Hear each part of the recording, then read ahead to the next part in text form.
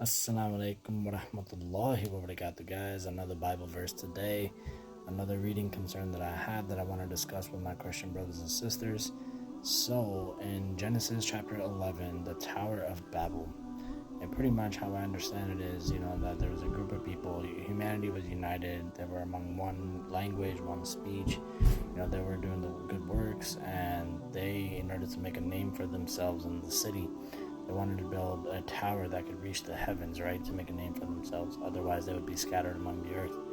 Now, God hears about this tower, right, and comes down to pretty much investigate. And then he realizes, he's like, oh man, they can actually do this. Like, the fact that they're on one language and united and they're doing such works, right, they can pretty much do the impossible. So it kind of shows a sense of like worry, right, a sense of like competition with God.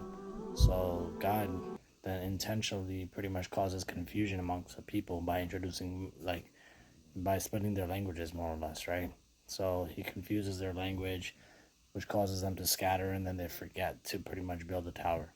So what I want to know is, why is God trying to confuse people? Why does he need to interfere when, people are united among one language? That should be a good thing, shouldn't it? Now, some people might say, oh no, this is metaphorical. It was because they were arrogant, they were trying to reach the heavens, but like, why is God worried about them building something physical like a tower that's going to actually reach heaven? That's impossible. It doesn't make any sense, right?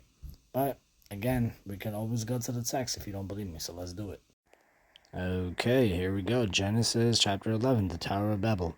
We're going to start from verse 5 right here. But the Lord came down to see the city and the tower the people were building. The Lord said, if as one people speaking the same language they have begun to do this, then nothing they plan to do will be impossible for them. Come, let us go down and confuse their language, so that they will not understand each other. So the Lord scattered them from there over all the earth, and they stopped building the city. This is why it was called Babel, because there the Lord confused the language of the world. From there the Lord scattered them over the face of the whole earth.